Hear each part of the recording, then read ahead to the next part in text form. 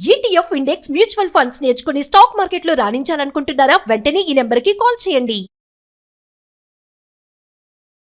పొగడ్తలు అంటే అందరికీ ఇష్టమే. కాకపోతే ముఖ్యంగా పిల్లలకైతే ఇంకా పొగిడే కొద్దీ వాళ్ళు ఇంకా ఖుషీగా ఉంటారు. కానీ కొంతమంది పేరెంట్స్ పొగడరని ఏడుస్తూ బాధపడుతూ ఉంటారు. అవును. అంటే మా ముందర మాకు చెప్పరు గానీ అందరికి మాత్రం ఊరంతా చెప్పుకుంటారు అనేసి. సో దీని గురించి ఒక కథ కావాలి. చెప్తాను. మా ఇంట్లో కూడా ఇంతే. అంటే మనందరి ఇళ్లలో ఇంతే. అవును. పేరెంట్స్ అంతే, మా ఊరంతా వావ్ మీరు ఎంత బాగా చేస్తున్నారు అంటారు. మా అమ్మ పర్లేదు, మా నాన్న అయితే అస్సలు పొగడరు, మొహం మీద అసలే పొగడరు. సో ఇలాంటివి అందరి ఇళ్లలో జరుగుతాయి. దీని గురించి ఒక కథ. ఈ కథ నాకు మా నాన్నగారే చెప్తూ ఉంటారు. అంటే నేను మా అక్క ఎప్పుడైనా ఏంటి అసలు మీరు పొగడరు అన్నప్పుడల్లా మా నాన్నగారు నీకు ఒక కథ చెప్తాను ఆగు అని ఈ కథ చెప్పేవారు. ఆ కథ ఇప్పుడు సరదాగా చెప్తాను. అయితే ఒక ఊర్లో ఒక పిల్లాడు ఉండేవాడు. ఆ పిల్లాడు అన్నిట్లో చాలా బాగుండేవాడు. చదువులో, ఆటలో, పాటలో, డాన్స్లో, అన్నిట్లో. ఇంకా పిల్లాడు ఏదైనా కొత్తగా వచ్చింది అంటే నేర్చుకోవడానికి ఇష్టపడేవాడు.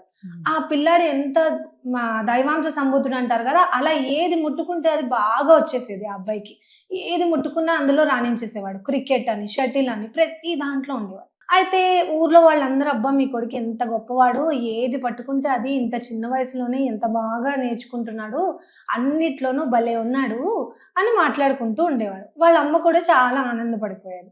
అయితే వాళ్ళ నాన్న మాత్రం ఏ రోజు ఏ ఒక్కదానికి ఆ అబ్బాయిని పొగిడేవాడు కాదు. అయితే ఆ పిల్లాడు క్రికెట్ లో కప్పు తెచ్చుకుని వాళ్ళ నాన్నకి చూపిస్తే ఆ సరేలే క్రికెటే కదా ఇంకో దాంట్లో తెచ్చుకో అలా ఉండేవారు. ఉండేసరికి పిల్లాడికి బాగా ఖర్చు పెరిగిపోతూ ఉండేది. చిన్న పిల్లలకి మనం ఎలా ఉంటే అలా. ఇప్పుడు చాక్లెట్ ఇచ్చామనుకోండి నువ్వు గుడ్, ఆ చాక్లెట్ లాక్కుంటే నువ్వు బ్యాడ్. చిన్న పిల్లల మనసులో అలా ఉండిపోతుంది. మనం సరదాగా ఉంటే వాళ్ళు సరదాగా ఉంటారు, లేకపోతే లేదు. ఆ వయసులో తెలీదు. 6-7 ఏళ్ల వయసులో ఏం తెలుస్తుంది. అతనికి ఖర్చు పెరిగిపోతూ ఉండేది. మా నాన్న ఏంటి అసలు ఎప్పుడు పొగడ్డు, అందరు పొగుడతారు, మా నాన్న మాత్రం నన్ను అసలు మెచ్చుకోడు, నేను ఇంత బాగా చేస్తున్నా కూడా అని పాపం బాగా బాధపడిపోయాడు. ఒకరోజు స్కూల్కి వెళ్తాడు. స్కూల్కి వెళ్ళేసరికి రిపోర్ట్ కార్డ్ వస్తుంది. రిపోర్ట్ కార్డులో అన్నిట్లో 100 ఒక్క మ్యాథ్స్ లో 99 వస్తుంది. ఎవరికి 99 రాదు. క్లాస్ లో హైయెస్ట్ 99. ఆ 99 మన పిల్లాడికి వస్తుంది. వచ్చేసరికి సరే ఇప్పుడు ఈ రోజు అన్నా నాన్న పొగుడతాడేమో, క్లాస్ మొత్తానికి నేనే టాపర్ని, అన్నిట్లోనూ 100, మ్యాథ్స్ లో 99, ఎవరికి రాలేదు, నేను వెళ్ళి చెప్తానని ఇంటికి వెళ్ళి వాళ్ళ అమ్మ నాన్న చెప్తాడు. వాళ్ళ అమ్మ మురిసిపోతూ ఉంటుంది. మన ఇంట్లో మన అమ్మలాగా మనం ఏం చేసినా మురిసిపోతూనే ఉంటారు ఎప్పుడు. ఇక వాళ్ళ అమ్మ మురిసిపోయి కళ్ళమ్మటి నీళ్ళు పెట్టేసుకుంటుంది. అమ్మ నా కొడుకు ఎంత బంగారం అని. వాళ్ళ నాన్న మాత్రం సీరియస్ ఫేస్ లో ఇలా రిపోర్ట్ చూసి సరే అంటే సరే ఏంటి నాన్న, అన్నిట్లో 100 వచ్చాయి, మ్యాథ్స్ లో 99 వచ్చింది, క్లాస్ లో ఎవరికి రాలేదు, నీకు హ్యాపీగా లేదా అంటే హ్యాపీగానే ఉంది, గుడ్, కానీ ఆ 99 ఎందుకు వచ్చింది, ఆ 1 ఎందుకు రాలేదు అని అడిగాడు. దాంతో పిల్లాడికి విపరీతమైన కోపం వచ్చేసింది. ఇన్ని రోజుల నుంచి దాచిపెట్టుకున్న ఖర్చు పెరిగిపోయింది. ఇలా కాదు నాన్న, నేను ఏదో ఒకటి చేసేయాలి, నేను ఇంక క్షమించలేకపోతున్నాను మా నాన్నని ఏదో ఒకటి చేసి చంపేస్తాను అని ఖర్చు పెంచేసుకుంటాడు. అలా రాత్రంతా ఆలోచిస్తాడు, ఏం చేయాలి నాన్నని, ఏం చేయాలి. పొద్దున్న లేచి బయటికి వెళ్ళి ఒక పెద్ద బండరాయి ఎత్తుకొచ్చి అటక మీద కూర్చుంటాడు. ఇంటికి పైన అటక ఉంటుంది కదా, ఆ అటక మీద కూర్చుని పైనుంచి ఇలా కిందకి విసిరేస్తాను నాన్న మీదకి. నాన్న సోఫాలో కూర్చున్నప్పుడు నాన్న నెత్తి మీద బండరాయి పడిపోతుంది, నాన్నకి తెలిసిపోతుంది నేను ఎంత బాధపడుతున్నానో అని పిల్లడు బాగా అగ్రెసివ్ అయిపోయి ఏదో ఒకటి చేద్దామని డిసైడ్ అయిపోయి మర్నాడు అలాగే అనుకున్నట్టే పొద్దున్న లేచి పెద్ద బండరాయి పట్టుకుని అటక మీద కూర్చుంటాడు. ఇప్పుడు వేసేస్తాను నాన్న మీద.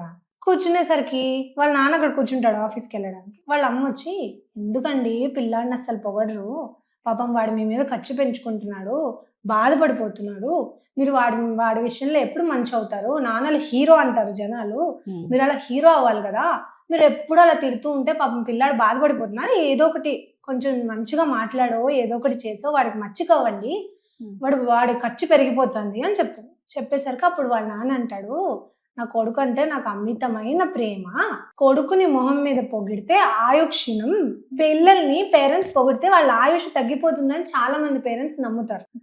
పిల్లల్ని మొహం మీద పొగిడితే వాడు ఆయుక్షీణం, తల్లి దిష్టి తప్పక తగులుతుంది అంటారు. అంటే తల్లి తండ్రి కొంచెం దిష్టి పెట్టినా, ఇప్పుడు అందంగా రెడీ అయి ఉన్నాం ఈరోజు భలే ఉన్నావు అన్న మా అమ్మ పొరపాటున అంటే తర్వాత అద పిల్లని తిడుతుంది, దిష్టి తగలకూడదని. అందుకని తల్లి దిష్టి తండ్రి దిష్టి తప్పక తగులుతుంది అంటారు. అందుకని వాడికి నా దిష్టి తగులుతుంది, వాడికి ఆయుక్షీణము, అందుకని నేను ఏ రోజు మొహం మీద పొగడను, బయట నేను నా ఆఫీస్లో కానీ నా చుట్టాలు కానీ నా కొడుకు గురించి ఎలా చెప్పుకుంటానో నీకు తెలుసా, వాడే మన ఇద్దరిని పెద్ద స్థాయికి తీసుకెళ్తాడని నాకు నమ్మకం ఉంది, నా కొడుకు నాకు బంగారంతో సమానం, నాకు ఎంత ఇష్టమో ఆ రోజు అది చేశాడు, కప్పు తీసుకొచ్చాడు, రాత్రంతా నేను ఆ కప్పు తుడుచుకుని దాన్ని చూసుకుంటూ మురిసిపోయాను, ప్రోగ్రెస్ కార్డ్ తెచ్చాడు, వాళ్ళ స్కూల్లో పేరెంట్స్ అందరూ నాకు ఫోన్ చేసి మీ పిల్లాడు అంత బాగా చదువుతున్నాడు, ఇంత బాగా చదువుతున్నాడు అని చెప్తే మురిసిపోయి కళ్ళల్లో నీళ్లు పెట్టుకున్నాను. కానీ నా కొడుకు మొహం మీద నేను అది పొగడను. ఈ ఆయుక్షీణం దిష్టి పక్కన పెడితే ఓవర్ కాన్ఫిడెన్స్ కూడా వచ్చేస్తుంది పిల్లల్లో. కొంచెం మనం పొగడేసరికి నేను సూపర్, నేను హీరో అనుకుంటారు.